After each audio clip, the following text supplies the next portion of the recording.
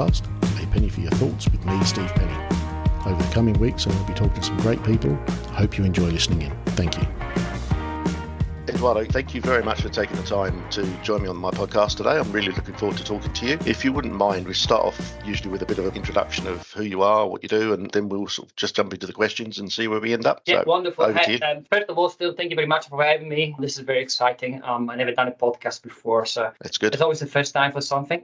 Okay, so my name is Edoardo Anastasia. I am originally from Italy. Spent my last 20 years in New Zealand. Went back and forwards from few different countries in between until I found my lovely wife, which is Kiwi. I am a yacht designer and naval architect, and I'm very lucky in that respect because it's my passion. Both are my passion, so I get to design them, understand them, test them, Wow, and all of that. So it's this is basically what I do. I took a little break in between. I mean, it's a long story. This question can open up many can of worms. That's fine. No problem with that.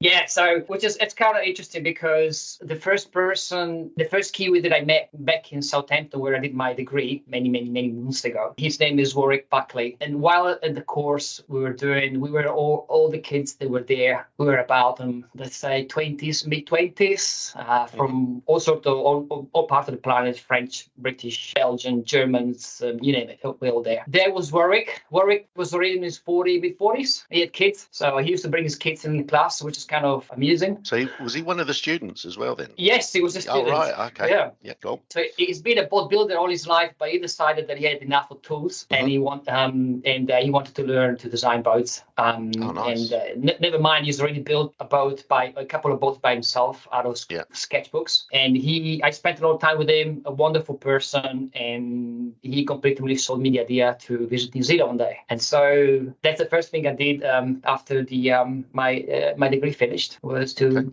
So you did your degree in Southampton, you said? That's correct, yes. Is that like a good place to go for a boat architect's degree then? Is that kind of like the place everyone goes? That was the place to be, and I believe it still is, if you want to get into this career. It's specific. It doesn't do ships. It doesn't do cruise ships or... It's yachts. It's yachts, powerboats. Although the foundation is exactly the same. So you can take whatever path you want by the end of it, yes. Just sort of on your personal side of things, you've got a Kiwi wife? Yeah, I've got a wonderful Kiwi wife, Larissa, and I have two beautiful kids.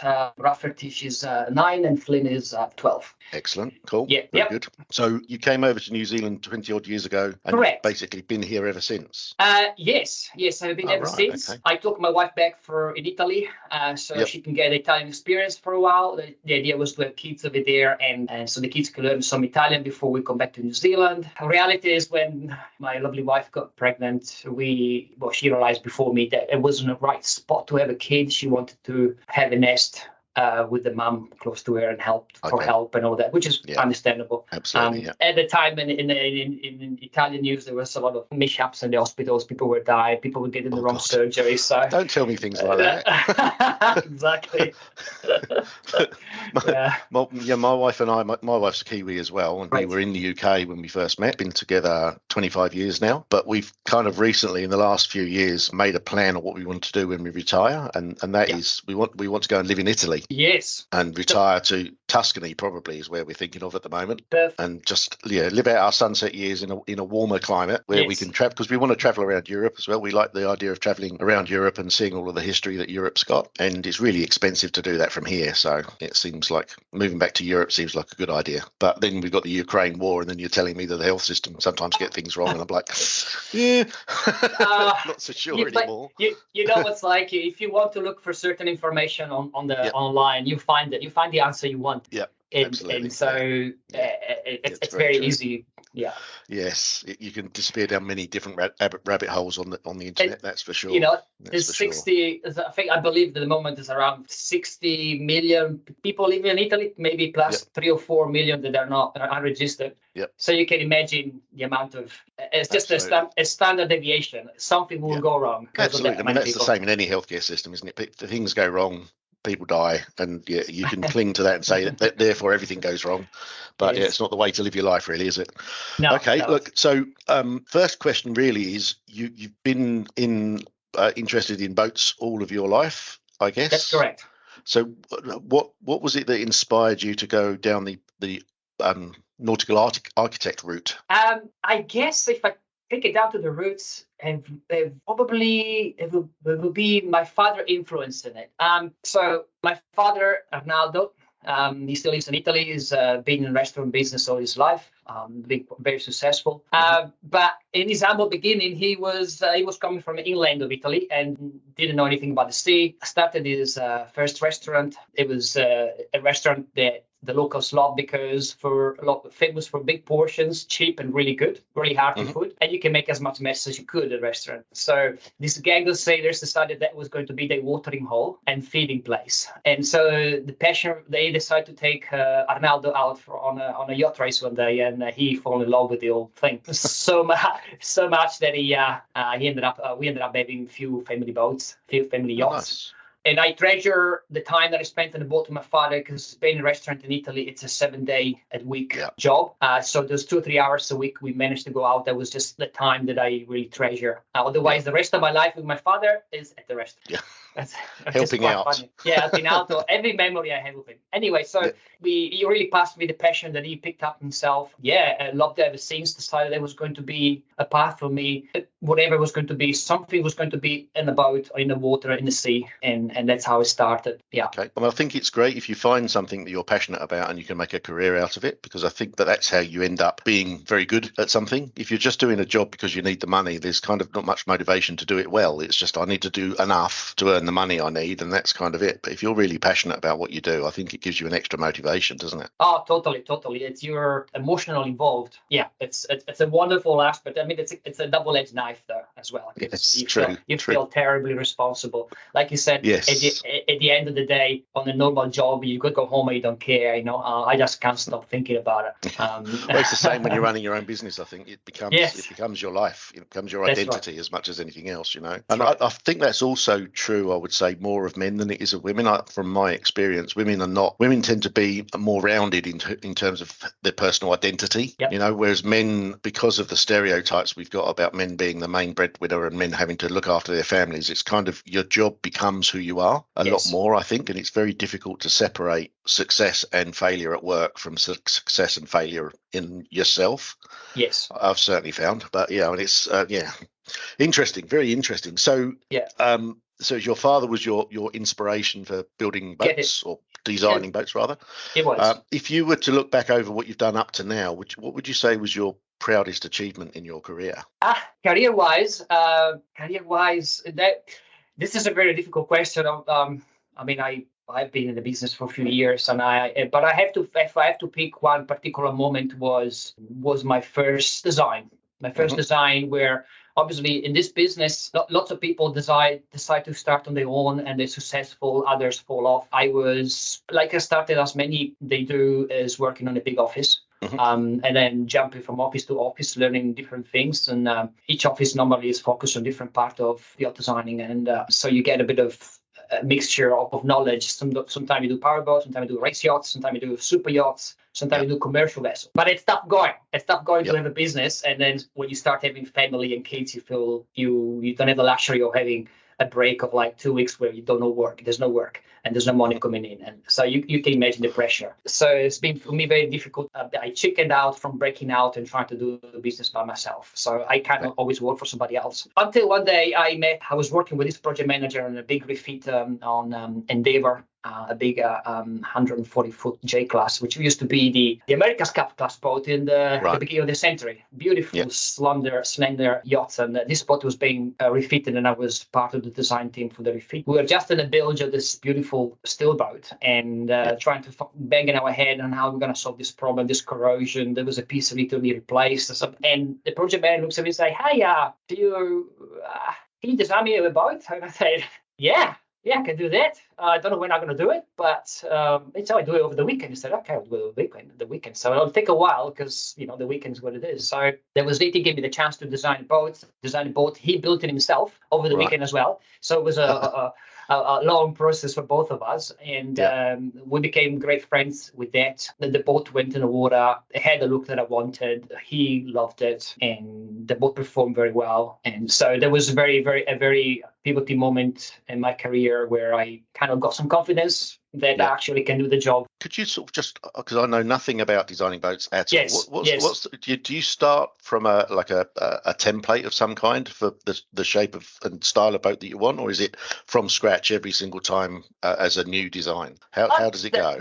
It's a bit of both, actually. You also have a huge database of designs, all small, but you have some base design, some ideas, and then the customer brief is really different. Although they're similar to each other, but they're quite different on the requirements and what they want to do. So there's immediately what I personally do is to try to create an eye catcher, an eye candy for the customer, to create something above the waterline, let's say, that it's appealing, has all the features, and then it shows the vision that the customer kind of trying to make me do. So put all these features in there, and then you get a reaction immediately, like, oh, this is great, it's amazing. And then becomes a problem. Okay, let's see. We need to make this thing float where I'm showing it floats. We need to make sure it's cost effective to build, to think about the materials, the engineering. And as I said, you do have a database, so you can make some initial guess based on your experience. With a sort of a hole shape that's somewhat is aerodynamic the right word, or water? I mean, what's the... So the most important part, well, let's say on a powerboat, for instance, there's they tend to be quite tall above the waterline compared to a yacht, right? So there is an aerodynamic aspect as well, but it's so not so relevant as much as the underwater part, and also technically speaking, the higher you go on the higher center of gravity tends to be, and it can produce undesirable effects such as rolling. When you're not dynamically moving. And for a yacht, it's way more, I say, complicated, but it's also / interesting as the yacht heels over, as the winds start to blow into the sails, and so the yacht barely sails on a flat water line. So, when you see a yacht at the anchor without the sails, basically flat on the water, but that's basically will never sail like that. I will always have an angle of heel. So you need to design the hull shape thinking about that fact. So for a yacht, the stability is very important, and there's many ways that you can induce stability, which is basically like deep keels, I guess. Deep keel with a head bulb or light bulb, and then also the beam of the boat is very important. So it's a very trade-off. It's a trade-off. As a beamy boat will not necessarily perform beautifully upwind. As I say, go back to the brief of the customer and what they want to do. So. Okay, cool. I love being on the water, but I'm not in any kind of position to know a lot about it. So I've had this dream at some point of having a boat of my own, and whether that will ever happen, I don't know, because there's lots of other things that I have dreams about as well, like moving to Italy and all these other things. So, it's nice to have dreams. It's nice to have dreams for sure. I tell you what, you should get a boat in Italy. Yeah, that's kind of what we were thinking. That if we do manage to move over there, it'd be nice to have something that we can just poodle about the coast on and enjoy a bit of sunshine and sea. The Mediterranean, it's a much milder sea of the ocean, and I came to New Zealand. Well, you think about where we are. We've got the Antarctic a few thousand kilometers behind us, and then the Pacific and the Atlantic. It's not a calm place for sure. Just again, looking through your life up to this point, what would you say is your biggest challenge that you faced? Is this professionally or just life? Entirely up to you. Whether it's whichever one you feel most comfortable telling. That's entirely up to you.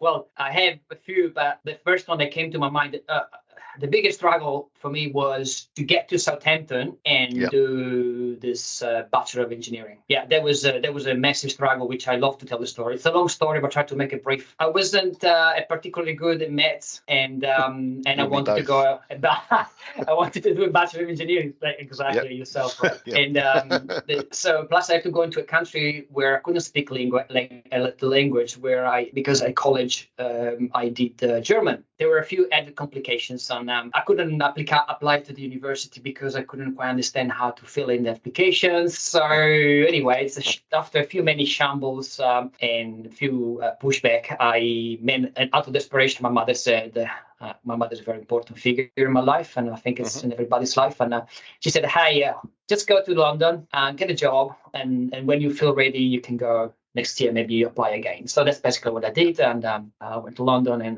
did a bit of English courses there. And after 3 months, I thought I knew how to speak the language, but it wasn't quite there. And just basically went through a few different jobs. And just to say, at the time, the pound was 3-1 against the Italian lira. So whatever money I went there, it was. So this was pre-Euro then? This is pre-Euros, yeah. This is like mid-90s. So the London experience was tough, completely broke. Also, when I found a job, I had to find a job that allowed me to study English during at least half part of the day. Yeah. So it was a part-time job, waiting stuff. And I think I used to get paid. There's a lot of Italian restaurants in London. Yes.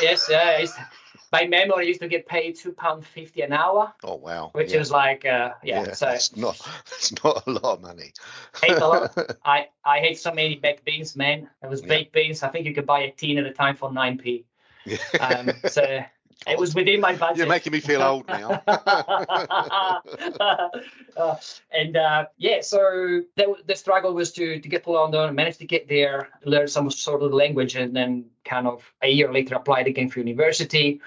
University wanted me to have the Cambridge English certificate to prove my level of English, which I did just before applying. And against my English teacher said, "You're not at that level." And I said, "Well, I'm actually paying to be here, so can you please make me do it?" And so she shook her head and said, "Well, you've paid for it, so I don't mind, but I tell you not ready." So I did it, and she was right. I did a test, and I think I can't remember now the score, but it was, I think it was a pass. It wasn't a pass, correct? Thank you. There wasn't a pass, and I remember I had a flight to go home straight the day after, and so went home and I received a letter. I think with the result maybe a week after, and it was not a pass, and I was disrupted. It was September. I was meant to start university. Well, actually, maybe it was about in August. Actually, it was meant to start in June. Late September, and I was in despair. Yeah. I just spent a year in London and all that, and I can't even go now. Yeah, similar story. Because when I started work, my dad decided I needed a job when I was 16 years old, and I was no longer going to be able to live at home for free, so I had to go and find myself a job. And he got me a job working for the company that he was working for, which as a sort of an apprentice engineer, I guess it was. But in order to get on the course that I needed to get onto, I needed at the time what was called an O level in physics. Yep. And I hadn't studied physics at all at school, and I started work in the August, and I was supposed to be starting on the course, like similar to yourself. I started on the course in late September at university, and I had to do night classes every week for 6 weeks to get up to the point of sitting an exam and passing the exam before I was allowed to go on that course. Oh gosh. Which was quite a lot of pressure for a 16-year-old, I have to say. Well done. I don't know how you managed. So you obviously passed. I did, yes, just about got a pass mark. That's kind of the story of my educational career. Really, has been just doing enough. I've never really been an A student. I just get through, just about. Steve, I barely know you, but we got a lot in common. I am the just student. Yeah, no, my brother's one of these guys that he doesn't have to try and he always gets an A. He's just one of them. Yeah. And I've got a daughter I've got 2 daughters like that. Both of my daughters are like that. They just they do really well. They never think they're going to do well, but they always do really well. So I don't tell them about my education because it's embarrassing. And how old are your daughters now? Oh, they've grown up. My youngest is 20. She was just 20 a couple of weeks ago, and my oldest is 24. And then my son Jonathan in the middle, he's 22. So I've got 3 grandkids. Wow. Yes. Wow. And so did they take tertiary education? Our youngest is into the second year of her vet degree, which is a 5-year course. So she's studying up at Palmerston North to be a vet. Yes. And my eldest was doing a forestry science degree, but she's taken a bit of time off from that. I think the whole of COVID kind of disrupted her education quite badly. Yeah. So she's taken a couple of years break from doing a degree, but she's coming back down to Christchurch in a couple of months, I think. And then I don't know whether she's going to pick it up again, but I hope she does. Yeah. And then my son Jonathan was doing a classics and history degree, and he had the same issues with COVID. It really disrupted him. So he's taken a year or so off of that as well. So yes, two have partially done, and one is in the middle of doing. So yeah, in terms of your working life and for that matter, your personal life, is there anything that you've come across that's really changed your outlook on things? Yes. So in terms of working in general life, the biggest single event that impacted my life on a day-by-day basis, it's actually having kids. Definitely, yes. But before, in a good manner. From the moment that my first Flea was born, which is my oldest boy, the universe opened up in a different manner. Like we see things in a different way. It really does change your outlook, I think, having kids. There was no more mocking around. There was and I stopped saying I. There was no more I. It was us, and it was nothing about me anymore. It was something. It was more. Yeah, I certainly found that your position in the pecking order changes quite drastically when you have kids. Yes. You start off thinking I'm number one, and then you suddenly realise actually no, I'm bottom of the list. My wife's at the top, and then my kids, and then any pets we've got, and then me. Yes. So we got cats and dogs? 2 dogs, 1 cat, and an axolotl at the moment. Oh, yes. Oh, gosh. Yeah, she's a bit of a weird creature, I have to say. But yeah. Crazy. What about yourself? You got pets? Yeah, got a cat and a dog. My daughter wants an axolotl. Now she's going for a bearded dragon, but she doesn't have one, but she is working towards having one. Well, my youngest, Lucy, worked on us for about 8 years before she got her horse. Nice. So avoid those because they're really expensive. Yes. Like boats. So that's boat. Yeah, boats and horses. Yes, I think that's. Somebody said to me before we got the horse. Somebody said to me, "Do you know how to be a millionaire?" And I said no, and they said, "Well, start off as a billionaire and own a horse." It's like, yeah, okay. So look, just again, just going through your, I guess both your personal life and your professional life. Who would you say is your biggest influences up to now? This is really hard. I guess. So my wife it's definitely in the middle of it. We discuss everything, and she's great in advising and great in extrapolating information and giving me a view that from an angle I haven't thought of when I'm in trouble. And at the same time, the other most important, they're the 2 ladies most important to me, which is basically my mother. Yeah. Omnipresent. It seems to be a theme with Italian men that their mums are very important to them. It seems to be quite a common thing. I sometimes call her with a problem. I'm not calling her to tell her to solve it. I just talk to her. I call her so I can talk to her and feel I just want to talk to her, and then she gets it in an instant, and she almost knows what the matter is as well because she starts asking me questions. It's quite amazing. Yeah. And that works for life, work, anything. So and she's been tremendously supporting over the years. I've been terrible teenagers like most of us, and she gave me lots of freedom, and she took the freedom away at the right time, and and she's always been supporting even today. So if I consider changing job, is one of the calls that I'll do first is my mom. Hi, mom. What do you thinking about? So look, just a little bit more about your background. Whereabouts in Italy are you from? So I come from the northeast. It's an area that most people don't go and visit. The eastern part, most eastern part, people tend to go and visit Italy is Venice. Yeah. So I am about an hour drive from Venice. Okay. But I'm on the eastern side, so I'm closer to the Slovenian border than Venice. Okay. Yeah. And I'm on the coast, on a city that looks like exactly like the Mount Manganui. It's a beautiful beach in the front and a harbour at the back. Nice. Okay. Yeah. Very good. So that's where you grew up. Your family's always been in that location. Correct. We were actually looking. I was born in a wonderful part of the southeast of the UK called Essex. Yes. Oh, right. And I grew up in Essex. I moved up into London in my early 20s and kind of lived in London for the next 8-9 years. Yes. And then moved up to the north of London to Hertfordshire for a couple of years, and then moved down to Kent. And I stayed in Kent for about 10 years with my wife. And then we moved, I moved over to the Middle East. I spent 2 years working in the Middle East. Oh, that's right. So up to from 2008 to 2010, which is where I met Mr. Taylor, and then came over to New Zealand in 2010 and have been here since. So about 13, coming up to 13 years now. We've been in here. My wife Chrissy is a Kiwi as well. Right. She's originally from Wellington. She stayed in the UK for 20, 21, nearly 22 years. So that's that's good. You're still running your own business at the moment? I am not running my own business. I am working for someone. Right, you're working for someone. Yes. So what do you do? Yes. What do you do outside of work at the moment then? You've got 2 kids, so I should imagine they're taking a bit of you. You're a bit occupied. There's a fair share of kids sport, which I actually found I do actually enjoy. I try to, if I can, I try to do the same sport my kids are doing. So my son is really deep into mountain biking, enduro. So I managed to buy myself a bike as well, and so we go down the trails together. But he does training and all that. So while he does that, I do my own stuff with the bike as well. We did sailing quite a bit together. Although I believe I pushed him a little bit too much. He doesn't want to do it anymore. He doesn't want to do it anymore. Yeah.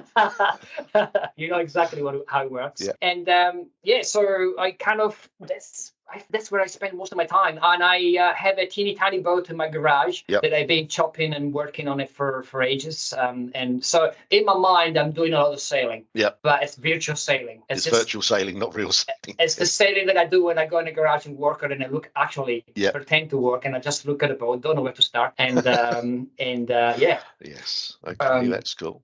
So sailing, doing your kids' sports. What about other leisure activities? Is there anything else you do? Do you like listen to a lot of music?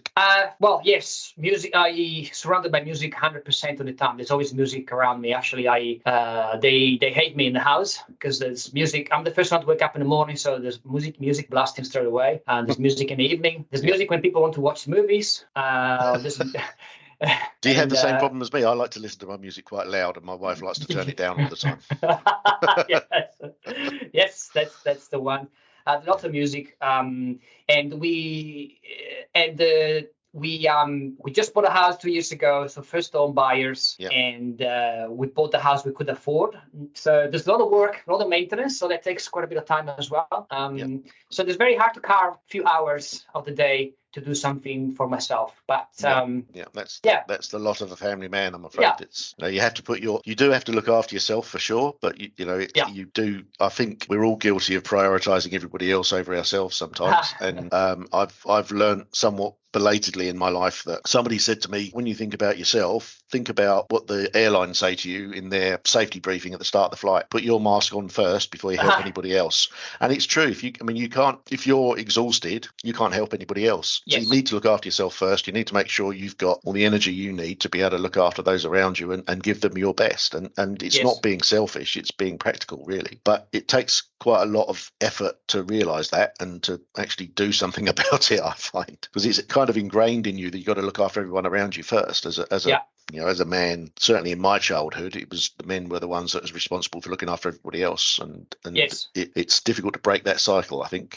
It is, and if I can just add to your question before, that the one thing that I'm quite religious about is first thing in the morning, workout half an hour every day. Okay, good. Even after a few drinks the night before, I try. Especially after a few drinks. Yeah, and that's a routine that I'm very, very happy that I picked up helps a lot with my mind status and all the up and downs. It's once I do that, everything else is a plus. Set up for the day. Yes. Yeah, I need to do that myself, to be honest. I'm not very good at the exercise stuff. It's really hard.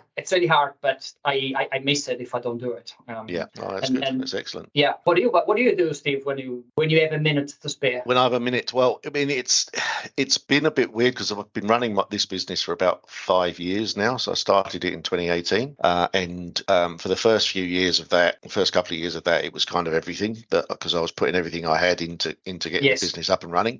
Then we had COVID, which was, from your perspective as an Italian, it must have been terrifying watching what was going on in Italy. Absolutely. We were very, very lucky, I think, in New Zealand that we got away as lightly as we did, partly because we're such a low population country. I don't think it was, I think that helped us a lot. But that really disrupted my business quite badly because, it distracted me more than anything. And so that's kind of, I've then spent the next couple of years trying to get things back on track again. So my battery's mostly about 50% full, I would say.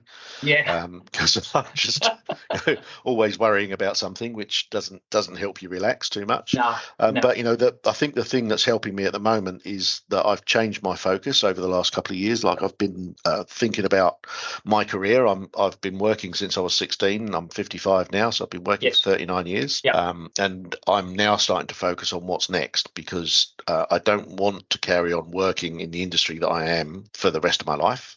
It's something that I'd much rather slow down and do something else. And so that kind of having that focus is helping me get out of my head a little bit. And one of the things that is brought to mind is doing the podcast, that I've really enjoyed talking to people. A big part of my job running a business is building relationships, and a big part of building relationships is talking to people. And what I've found is I really enjoy doing this. I was really nervous when I first started about how this was going to go, but now I've started doing it and started getting the episodes published. I'm actually finding it really great fun. Really enjoying the conversations, meeting some great people, and finding out stuff about people I've known for a long time that I didn't know about them. And that is all that, finding out people's stories is for me, it's quite a fulfilling thing to do, because I think we've all got stories to tell. We've all learnt stuff over our lives that is important to us and has helped us shape us to be the people we are. And I think that the idea of sharing those stories is something that Western society isn't very good at doing. You look at the way that other societies work. The Chinese are very family oriented and they're all about supporting one another. And then you look at the Maori society as well, it's very similar. And, a lot of other groups are very much more family oriented, are very much more about keeping the stories going. Whereas we kind of isolate ourselves as Westerners. Our family is mum and dad and the kids. And, probably not so much in the Italian case, because I think there is a lot more family connection in Italian families than there is certainly in British families. And I think a lot of other European countries, it tends to be quite isolated. So I think doing this and getting people to talk about their lives and share their stories is a big thing for me. Playing with my dogs, that's quite relaxing. I quite enjoy doing that, and just being there to help my kids. Adults now, but you never stop being a parent, and the bank of mum and dad just gets poorer and poorer, to be honest, as they get older and older, because the bills get bigger and bigger. I can imagine. But I don't begrudge that at all. I think if I can support my kids through their education so they end up with a good qualification that sets them up for life, then that's a good thing for me to do, And for a lot of us, the only thing we leave behind is our kids. And if you can leave behind 2 or 3 kids that have positive contribution to society, then that's a good contribution to make, I think. It is. So. I totally agree with the things you just said, and there's one aspect that I really, really like what you said about the podcast is it's sharing information and people aspect, because I'm not gonna make a guess on how old you are, and it doesn't really matter for the podcast, but I am on my mid-40s, and all of a sudden I realized, wow, I have lived quite a bit of life, and I've done a lot of mistakes, and I'm still doing it. But I did learn. I kind of sort of learning from the mistakes I've done, and somehow really how I'm gonna. This is like life and work, profession, everything. So how I'm gonna to pass all this knowledge, it's gonna all go lost, And I think the podcast, like you're doing, Steve, like something like this, it's a beautiful platform to actually share these things out there. I think that's what I'm hoping, is that some people will listen to it and it would inspire them to do something that they were nervous about doing, maybe, and give them some comfort that everybody's making those kind of decisions in their lives and worrying about those decisions, and then it just gives you a bit of comfort that you're not alone. And I think that's part of the thing that we really struggle with is, when you're making decisions by yourself, you feel like you're the only one who's ever had to make that decision, and you're worried about what the outcome's going to be, but it's never the case that you're the only one. So I think it's good. So look, if you could go back in time to a younger version of yourself, is there a piece of advice you'd give yourself that you wish you'd known about? Well, I guess there is one, but I'll get to it in a second. It's the way that we are built, and it's just the way of life. You have to go through a path and to do mistakes, to find out about yourself, to understand how the world works, and then you never stop learning. But if there's one single advice, it's probably I would have loved to have more an education on the financial side of things. But you'd be amazed how many of the people I've spoken to said, "God, I wish I had a pension."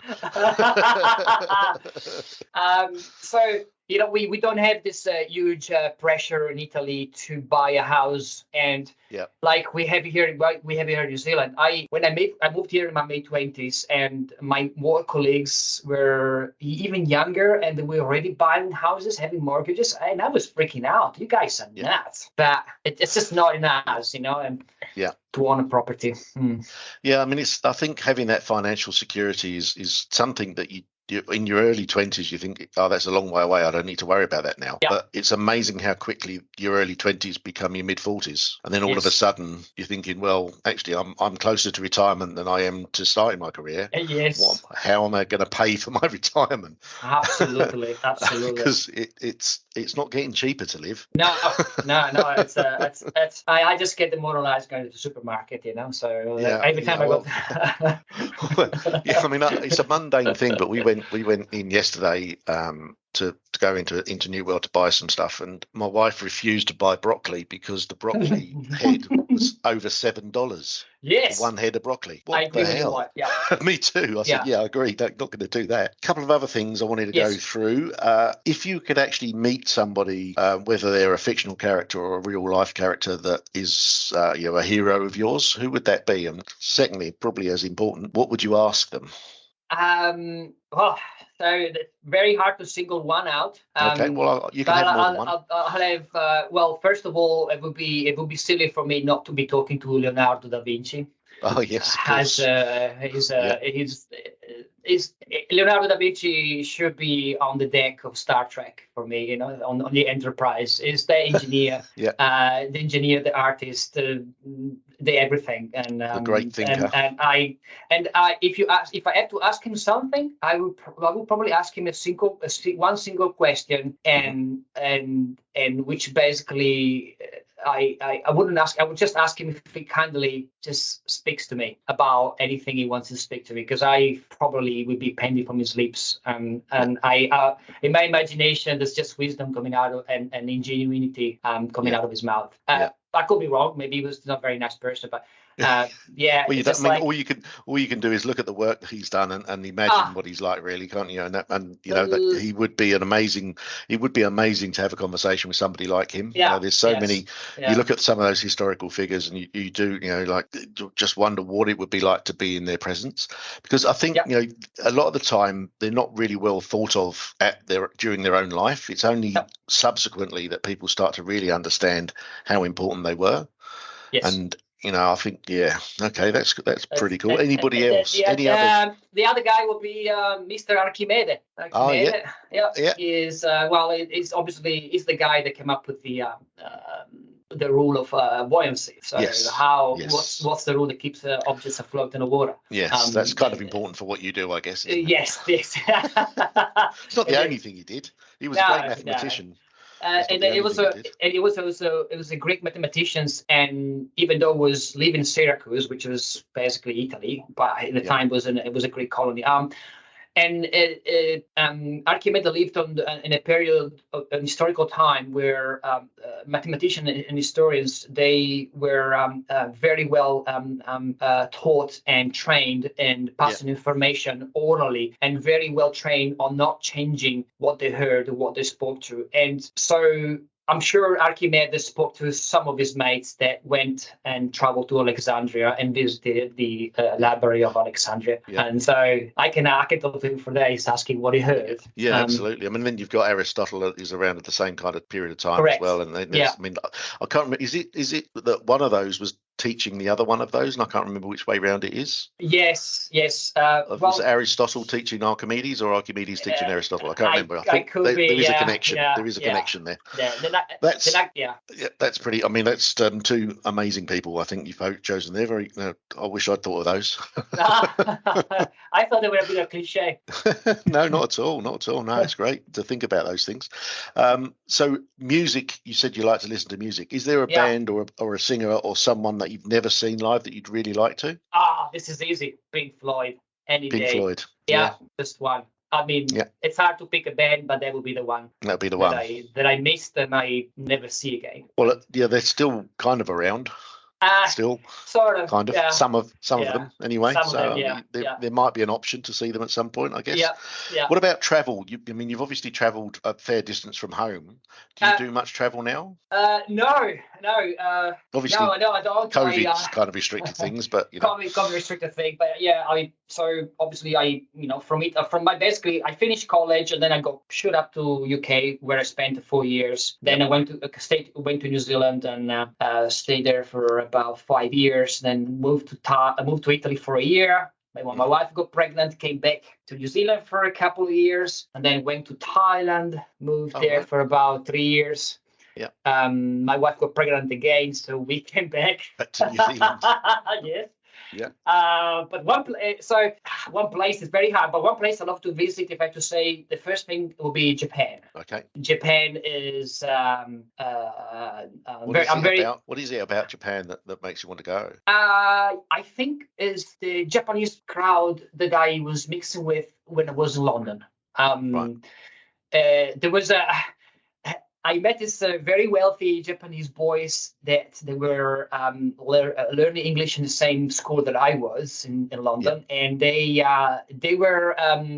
called themselves cyberpunk at the time. They were dressed really funny. And I don't remember, nobody went and go talk to them because they look almost scary with a level of piercing hardware and all that.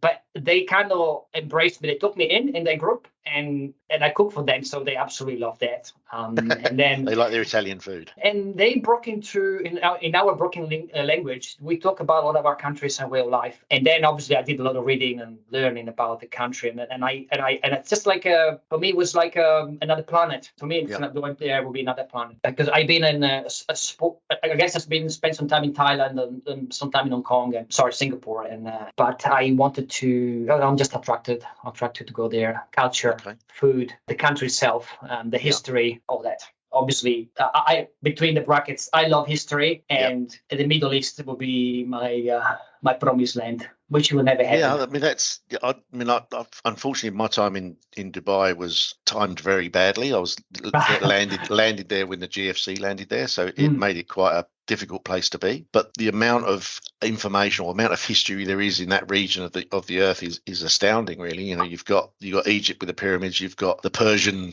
society that is around in parts of Iraq and other places, and then you've got Syria and all of that. It's kind of believed, it was originally believed to be the birthplace of civilization, that part of Africa, and just fascinates me that we've got stuff there that we still don't know how it was done. Completely untapped. Yeah, there's so much we don't know. We don't know. Yeah. I mean, I was very fortunate a long time ago now, probably 28 years ago, something like that.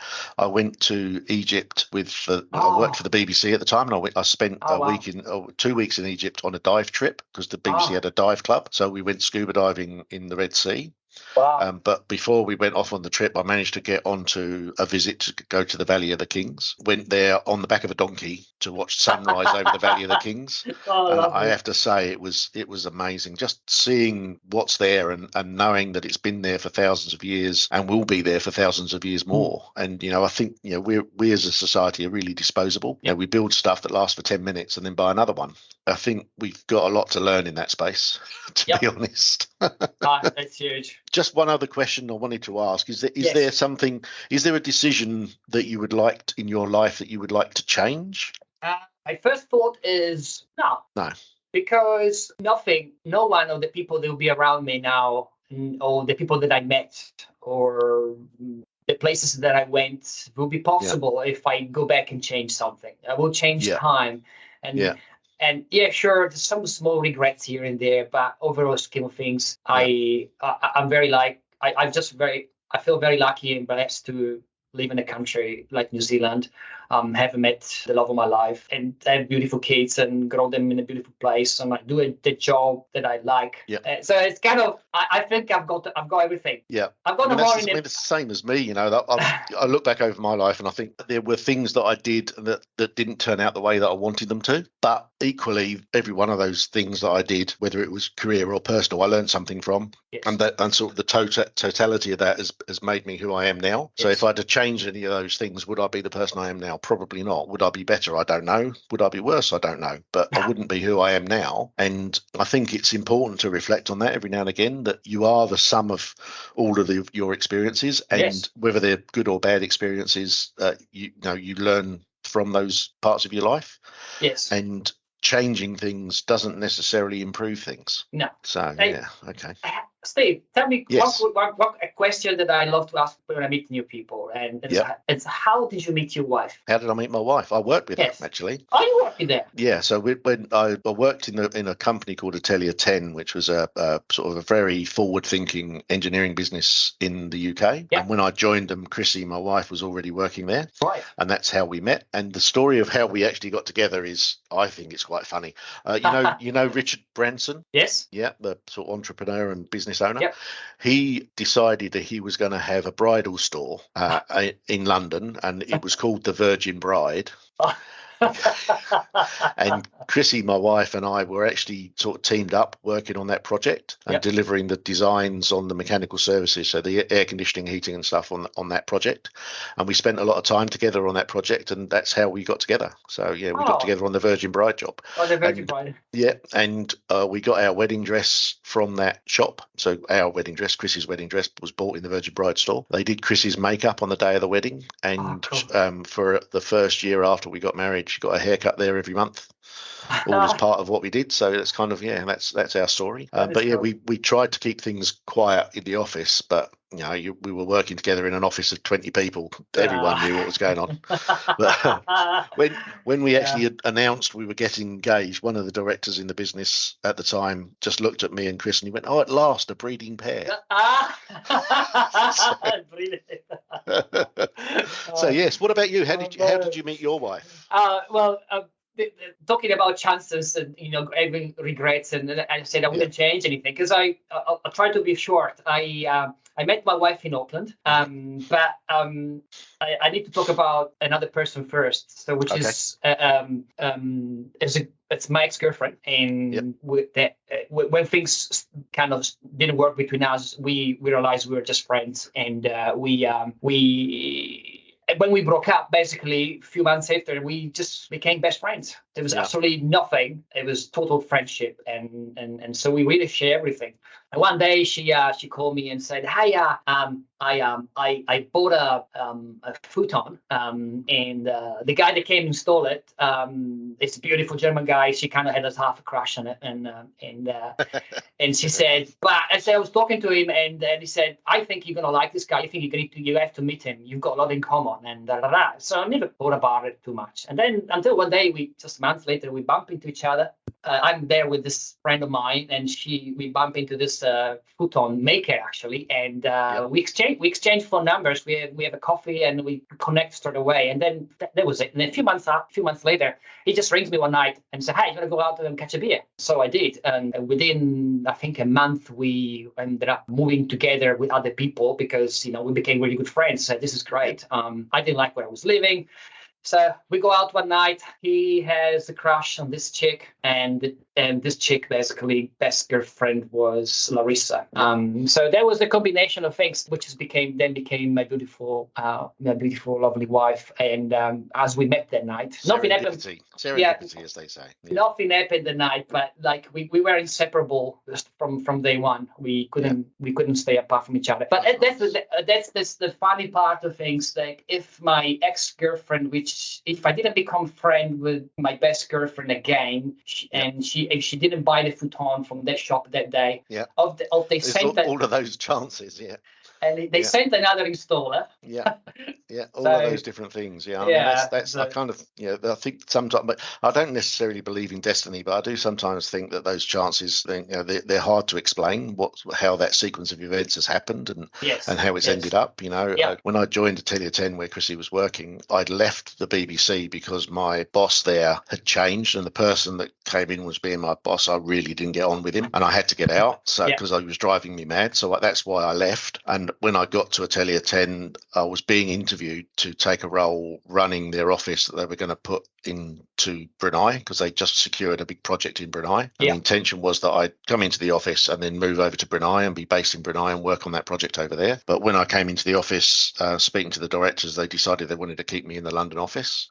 Yeah. So if they hadn't done that, then, if that boss hadn't been a pain in the butt and changed my, ruined my working life at the BBC, I probably wouldn't have left. And I wouldn't have moved to Atelier 10. And if I hadn't have moved to Atelier 10, then I wouldn't have met my wife, and then I wouldn't have my kids, and wouldn't be in New Zealand, and all of those things that have followed on from it. So I think for me, the thing that I've learned really is that the opportunities, whatever they may be, whatever they look like, it's always worth trying, because you don't know what's going to come from it. It might be a good thing and it might be a bad thing, but there's always the opportunity. Don't turn those opportunities down, because you don't know where it's going to lead, and it could end up changing your life in some way amazingly. So well, look, thank you very much, Edoardo. It's been fantastic talking to you. I hope you've enjoyed it, and it's great to catch up with you, and we should try and stay in touch. I think it'd be good to keep in touch with you. Steve, thank you. If you ever get any closer to planning my trip to Italy, I'll come and talk to you. Please do. Yes. Steve, thank you very much for having me. It's been a pleasure talking to you, and thanks for your time. Thank you as well. Awesome. I'll speak to you soon. Thanks, man. Yeah. Bye. Bye.